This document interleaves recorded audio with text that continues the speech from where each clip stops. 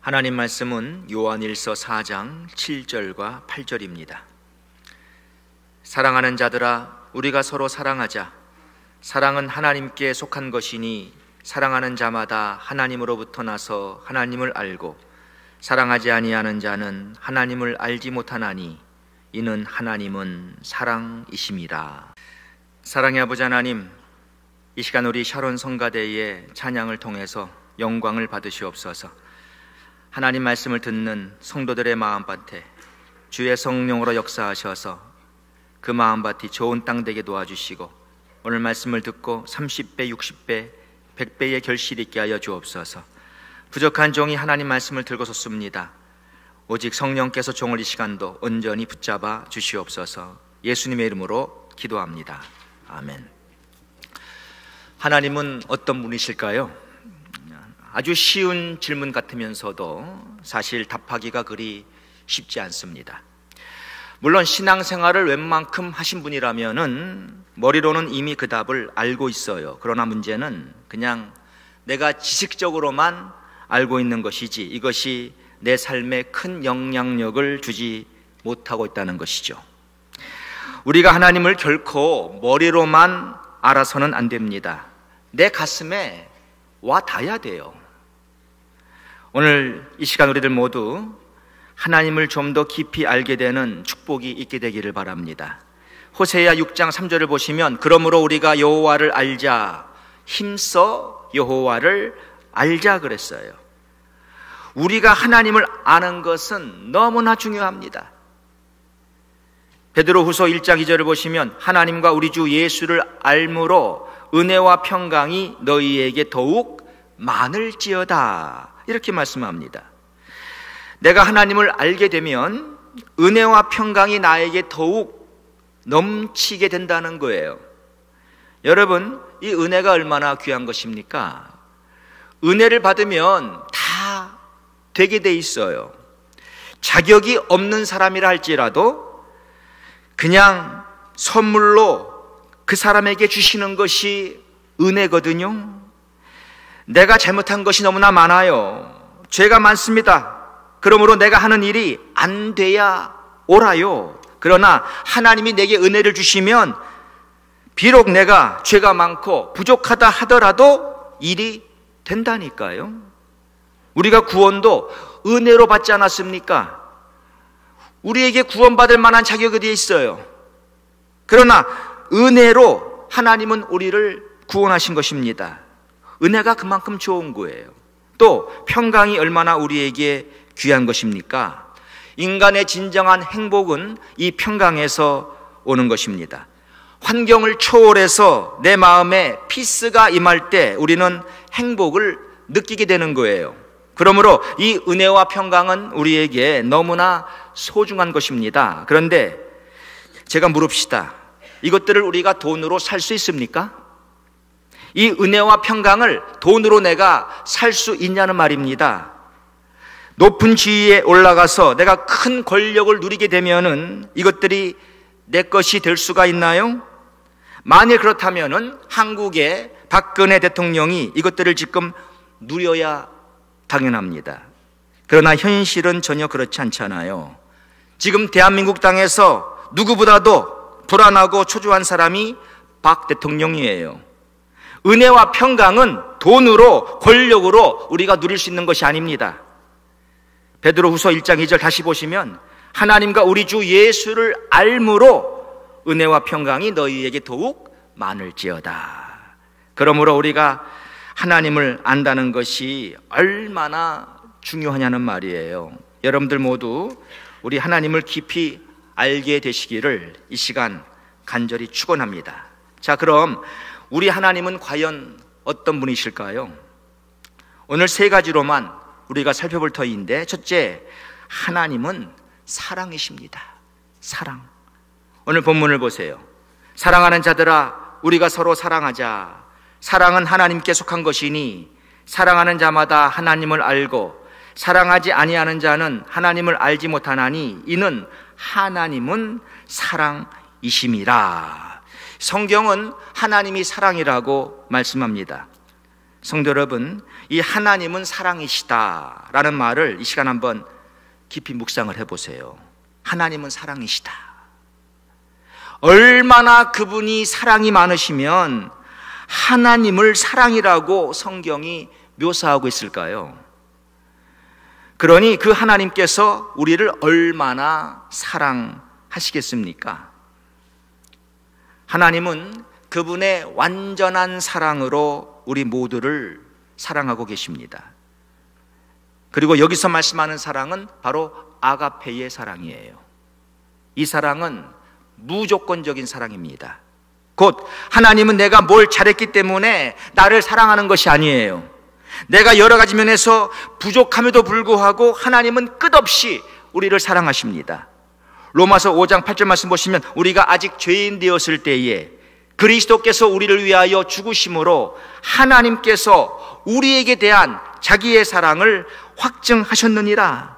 하나님은 우리 인간들이 한창 죄를 짓고 살았을 때에 우리를 구원하기 위해서 독생자를 십자가에 못 박히시도록 하신 거예요.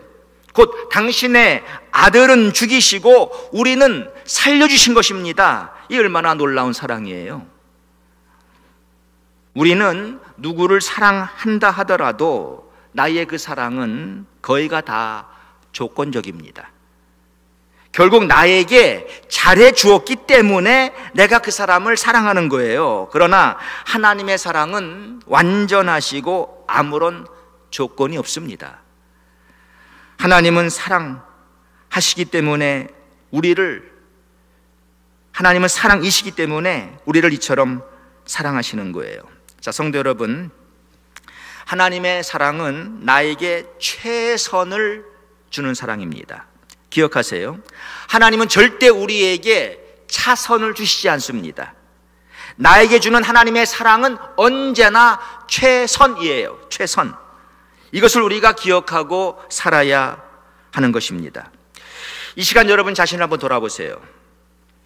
우리 각 사람은 지금 현재도 하나님께로부터 바로 이 최선의 사랑을 받고 있다는 사실을 우리가 기억해야 합니다. 그런데 우리는 이것을 너무나 잘 잊어먹곤 하죠. 최선의 사랑을 받고 있기에 하나님께 마땅히 감사해야 할 우리가 혹시 불평과 원망을 하고 있지는 않습니까? 왜 성경은 우리더러 범사에 감사라고 말씀하는 것이죠? 이 범사라는 것은 우리의 삶 속에 일어나는 모든 일을 두고 하는 말이에요. 근데 범사에 감사하라는 이유가 무엇입니까? 아무런 이유 없이 그냥 무조건 우리더러 감사라는 말이에요? 아니죠. 내 삶 속에서 일어나는 모든 일은 다 하나님의 최선이기 때문입니다. 이것을 우리가 믿어야 돼요. 하나님은 사랑이시기 때문에 항상 나에게 최선을 주십니다. 그런데 우리는 종종 이것을 못 믿을 때가 있어요. 조금 힘든 일이 찾아오면, 뭔가 내 뜻대로 잘 안 풀리면 우리는 하나님의 사랑을 곧잘 의심하곤 합니다. 하나님, 이것이 어떻게 나에게 최선이에요? 이렇게 우리는 하나님께 반문하고 있는 것이죠. 제가 다음에 예를 들어 한번 설명을 해보겠어요. 요즘에야 보니까 이 어린 아이들 그 카시시요 너무 잘 나오더라고요. 물론 이 카시트에 잘 앉아있는 아이들도 있지만 어떤 아이들은 너무나 이것을 싫어합니다. 근데 제 아들이 그랬어요. 얘는 카시트만 태우면 울었습니다. 자기가 뭔가 이 구속을 받는다는 느낌이 들었나 봐요. 묶이니까. 여하튼 이 카시트 너무나 싫어했어요. 그러니까 이 카시트만 태우려고 하면은 소리를 지르고 울었는데, 부모인 우리가 이 아이를 괴롭게 하려고 그렇게 한 것입니까? 아니에요. 이 아이를 사랑해서 그런 거예요. 아이가 카시트에 타야 안전하거든요. 이것이 차를 탈 때마다 이 아이에게 줄 수 있는 우리의 최선이었습니다. 아이가 좀 답답했는지는 모르겠습니다.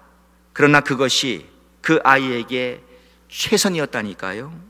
성도 여러분, 나에게 찾아오는 그 어려운 환경, 그 자체만 생각하고 하나님을 함부로 판단하지 마세요.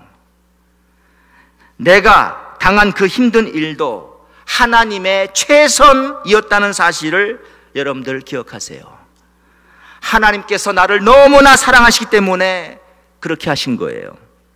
그래서 야고보서 1장 2절 이하 말씀 뭐라고 우리에게 말씀하고 있죠?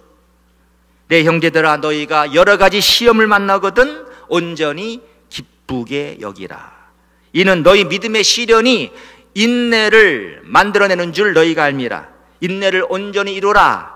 이는 너희로 온전하고 구비하여 조금도 부족함이 없게 하려 함이라. 이 말씀을 제대로 깨달은 사람은요, 영적으로 지금 성숙해 있는 사람이에요. 곧 철이 든 것이죠. 그러기에 로마서 8장 28절은 이렇게 말씀하는 것입니다.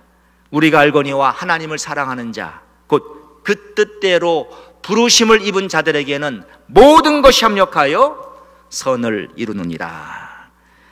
결국 내 삶 속에서 일어나는 모든 일들을 통해서 하나님은 내게 아름다운 선을 이루신다는 것입니다. 요즘 여러분은 어떤 상황 속에 처해 계십니까? 오늘 새롭게 그 상황을 이해하세요. 이것은 여러분을 향하신 하나님의 최선입니다. 물론 요즘 힘든 일이 있을 수 있어요. 고통스러운 일이 있을 수 있어요. 그러나 믿으세요. 여러분을 향하신 하나님의 최선입니다. 우리 하나님은 사랑이에요. 절대 그 하나님을 여러분들 오해하지 마세요.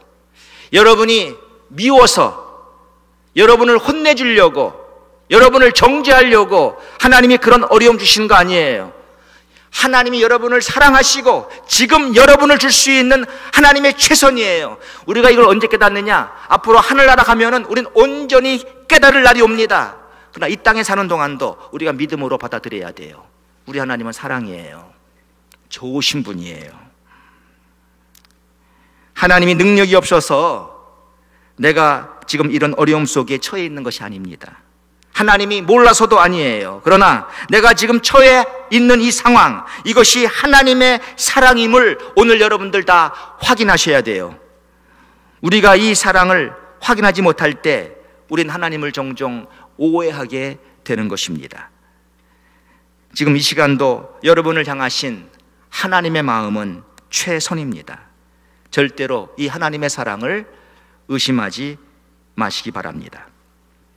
하나님의 자녀가 계속 죄 속에 지금 빠져 있다고 합시다. 죄를 짓지 말아야 하는데 지금 계속 죄를 짓고 있는 거예요. 근데 히브리서 12장 6절을 보시면 주께서 그 사랑하시는 자를 징계하시고 그의 받으시는 아들마다 채찍질 하심이니라, 이렇게 말씀합니다. 그러기에 이 죄에 빠져 있는 사람이 하나님의 징계를 받는 것도 결국은 사랑이에요. 사랑. 맞습니까? 하나님께서 사랑하시기 때문에 그 사람을 징계하고 있는 거예요. 그러므로 이 사람이 현재 어떠한 어려움을 직면하고 있다고 해도 이것은 그를 향한 하나님의 사랑이요, 그에게 있어서 이것이 곧 하나님의 최선임을 기억해야 합니다. 사랑하는 성도 여러분, 꼭 기억하세요. 우리 하나님은 사랑이십니다. 사랑. 자, 하나님은 어떤 분이십니까? 둘째로 하나님은 전지하십니다.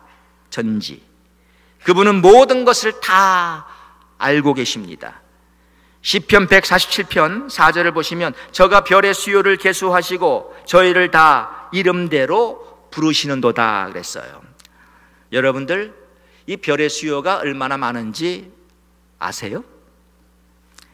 작년 호주 시드니에서 열린 국제 천문영맹 총회에서 현재 우주에 존재하는 별의 총수를 발표했는데 잘 들어보세요. 7 곱하기 10의 22승이라고 하더라고요. 이것은 7에다가 공이 22개가 붙는 거예요. 이 숫자가 얼마나 큰 것인지 여러분들 상상이 되십니까? 단, 10, 100, 1000만, 10만, 100만, 1000만, 억, 10억, 100억, 1000억, 조, 10조, 100조, 1000조, 경, 10경, 100경, 1000경까지만 전 알아요. 그 이유는 몰라요. 전 여기까지 배웠습니다. 근데 여러분, 7에 공이 22개가 붙었으면은요, 7000경 곱하기 또 1000이에요. 그러면 얼마나 많은 것입니까? 별의 수요가. 누가 이렇게 설명을 했습니다. 이 지구상의 모든 해변, 그리고 모든 사막에 있는 모든 그 모래 알갱이 수 곱하기 열이라고요. 부산 해운대, 와이키키 비치, 버지니아 비치, 사하라 사막, 아라비아 사막, 누가 그래요? 오션시티는요. 네, 오션시티. 전 LA에서 왔는데요. 네, 레돈도 비치. 다 모든 비치, 모든 사막, 모든 모래 알갱이 하나하나 다 쉬어가지고 곱하기 10. 하여간 이 많은 해변과 사막의 모든 모래 알갱이 수의 10배라고 한다면 그 숫자가 얼마나 대단한 것입니까? 그런데 더욱 놀라운 사실은 사실 우주의 별의 수요는 이게 다가 아닙니다. 지금 우리가 알고 있는 천문학의 한계에서만 그렇다는 거예요. 실제는 이것보다 훨씬 더 별의 숫자는 많습니다. 그런데 우리 하나님은 어떤 분이시냐? 이 모든 별들의 숫자를 하나하나 다 세고 계시고, 그뿐 아니라 이것들이 각기 다 그 이름들이 있어서 그 이름들을 하나하나 부르신다는 거예요. 우리 하나님은 전지하신 분입니다, 여러분. 전지. 그분은 모든 지식을 다 갖고 있습니다. 그분은 과거와 현재와 미래의 모든 걸 다 아십니다. 우리 사람 같지가 않은 거예요. 그러므로 하나님의 인도하심은 결코 옳을 수밖에 없어요. 하나님의 인도하심은 정확하고 옳은 거예요. 왜 우리더러 성령의 인도를 받으라고 그러고 성령을 쫓아 살라고 말씀합니까? 성령은 곧 하나님이시거든요. 모든 것을 아시는 그 성령 하나님께서 인도하실 때 착오가 있겠습니까, 여러분? 모르는 사람은 절대 인도하면 안 됩니다.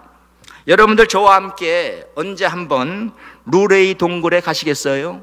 루레이 동굴? 목사님하고 함께 간다고 하면 좋아들 하시겠죠? 그런데 한 가지만 기억하세요. 제가 그 동굴을 인도할게요.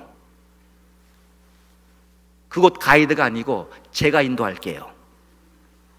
아마 누가 수천 불을 준다고 해도 저 안 따라오실 거요? 액수가 너무 적었나요? 그럼 수만 불을 준다고 한들 저 따라오시겠어요? 절대로 안 따라오시죠. 왜요? 모르는 사람은 인도하면 안 돼요. 거기 저하고 갔다가는 그 다음 주일날 여기 온다는 보장이 없어요. 왜 우리가 성령의 인도를 받아야 합니까? 왜 우리가 성령을 쫓아 살아야 합니까? 하나님은 전지하시기 때문입니다. 전지하세요. 모든 걸 다 아시는 분이에요. 그래서 따라오라는 거예요. 다 아니까. 하나님이 우리에게 어떤 지시를 내렸을 때에는요, 이미 가능한 모든 요소를 사전에 다 점검하셨다는 사실을 우리가 믿어야 합니다. 하나님은 절대로 실수하지 않으세요. 아니, 실수할 수가 없어요. 그러므로 하나님의 인도하심은 항상 옳습니다. 나를 사랑하시는 그 하나님이 전지하시다, 이 사실을 믿으면 얼마나 힘이 드는지 아세요? 힘이 되는 거예요. 항상 나는 안심할 수가 있고 평안할 수가 있는 거예요. 어떤 사람은 하나님을 깊이 믿는 것을 두려워하는 사람도 있습니다.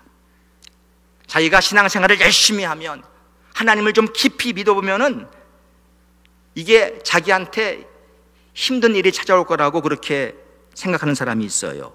혹시 이러다가 나를 아프리카 어디 선교사로 보내시는 건 아닌가?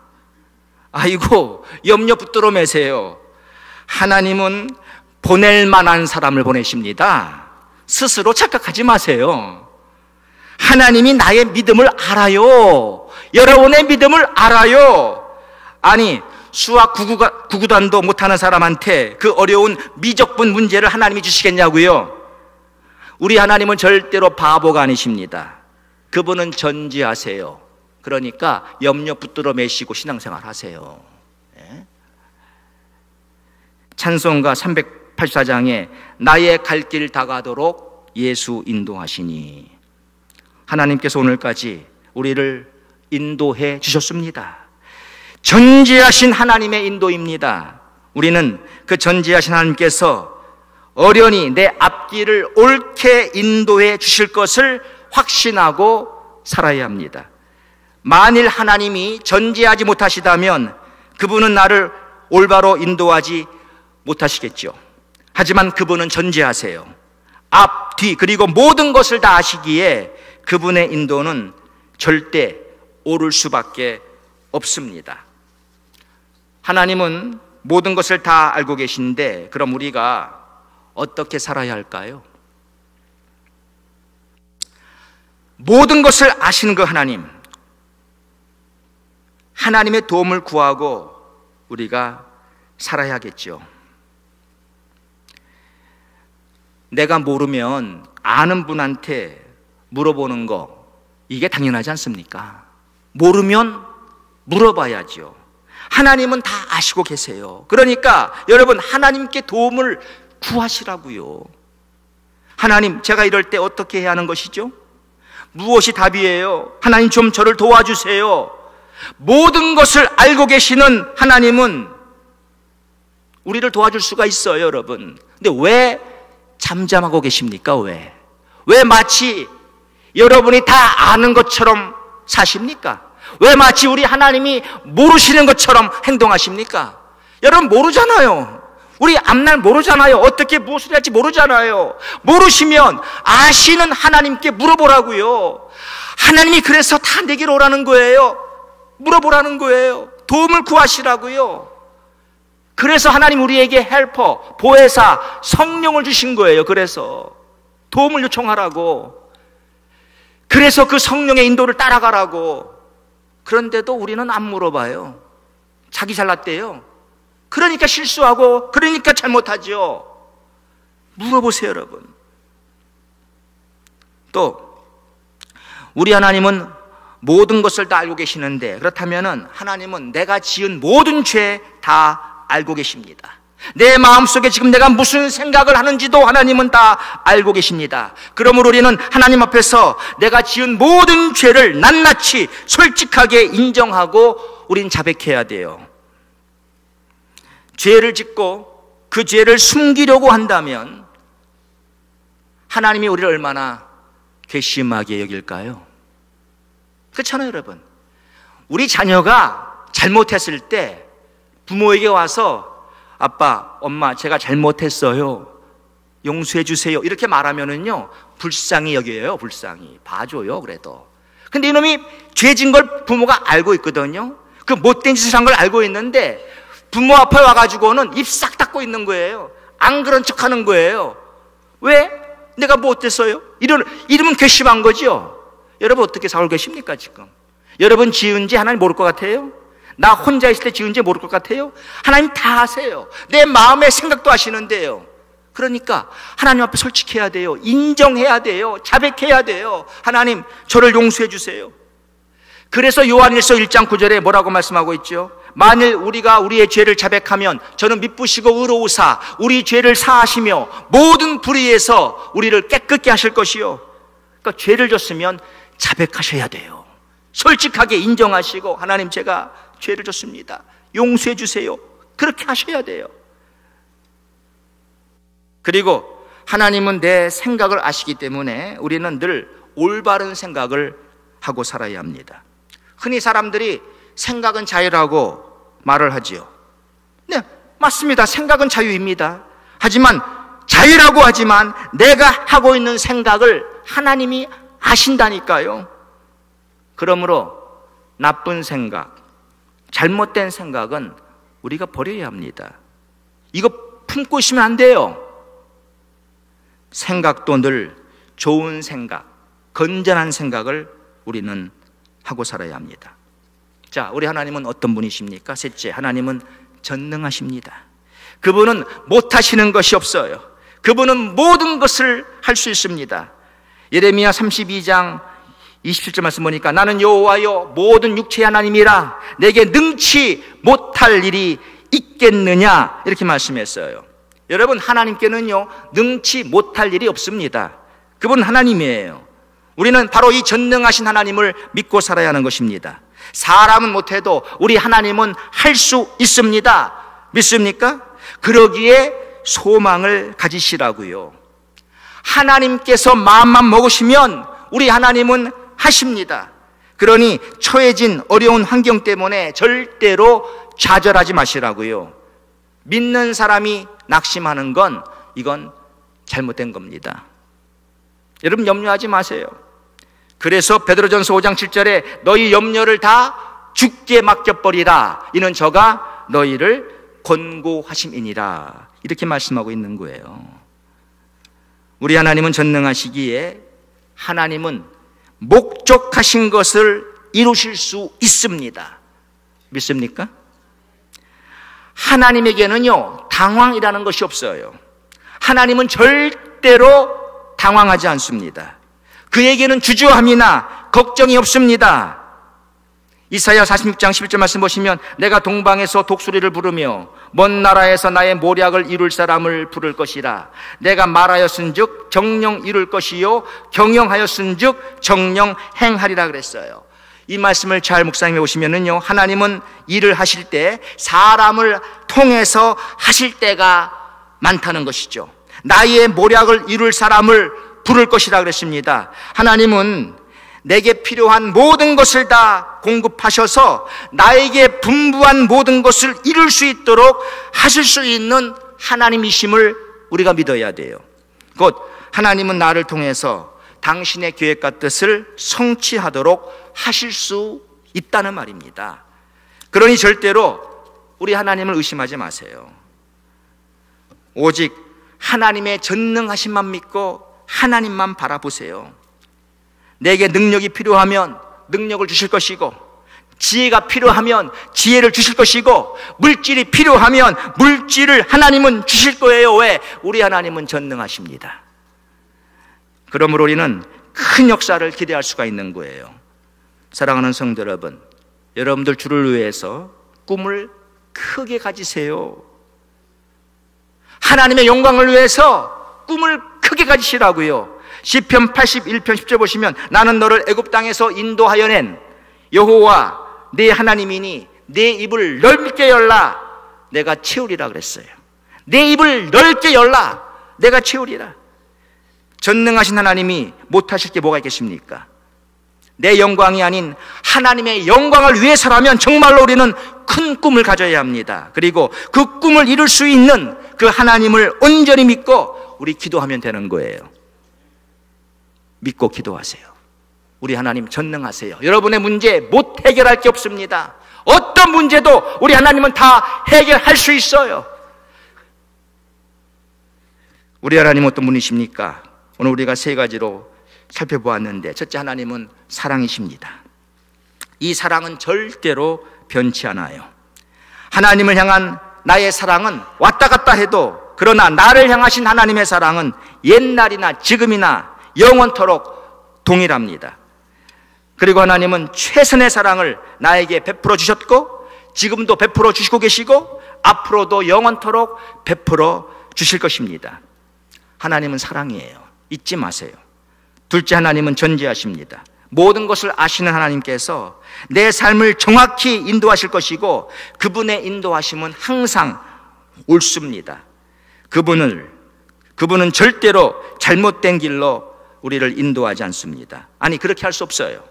그러므로 절대적으로 하나님의 인도를 따라서 사십시오. 내 마음대로, 내 고집대로 살지 마시라고요. 하나님의 인도를 따라가세요. 셋째, 하나님은 전능하십니다. 그분에게는 모든 것이 다 가능합니다. 하나님께는 어려울 것이 아무것도 없습니다. 그런데 하나님은 나를 통해서 당신의 계획을 이루시기를 원하십니다. 그러니 전적으로 하나님만 의지하세요. 그분은 나로 하여금 하나님의 계획을 이루는 데 있어서의 모든 필요를 친히 채워주실 수 있습니다. 그러므로 사람을 의지하지 마시고 하나님만 의지하고 사시라고요. 이 마지막 시편 146편 3절에 방백들을 의지하지 말며 도울 힘이 없는 인생도 의지하지 말지니 그랬잖아요. 사람 의지하지 마시고 하나님만 의지하세요. 오늘 배운 이 세 가지만 내가 확신하고 살아도요, 내 삶은 완전히 달라질 것입니다. 나는 절대적으로 부정적인 사람이 되지 않을 거라고요.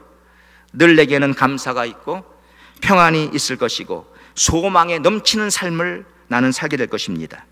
정말 우리 모두 하나님을 깊게 알므로 이 모든 축복을 다 누리시게 되기를 간절히 축원합니다. 사랑의 아버지 하나님, 주님의 은혜와 사랑을 감사합니다. 하나님을 알라고, 힘써 알라고 말씀했습니다. 하나님과 우리 주 예수를 알므로 은혜와 평강이 너희에게 더욱 넘칠지라고 말씀했습니다. 아버지 하나님, 정말 이 하나님을 깊이 알기를 소원합니다. 오늘 하나님의 사랑, 하나님의 전지하심, 하나님의 전능하심 확실히 알게 하시고 이 땅에서 우리가 그러므로 승리하고 평안과 소망 속에 살아갈 수 있도록 도와주옵소서. 예수님의 이름으로 기도합니다. 아멘.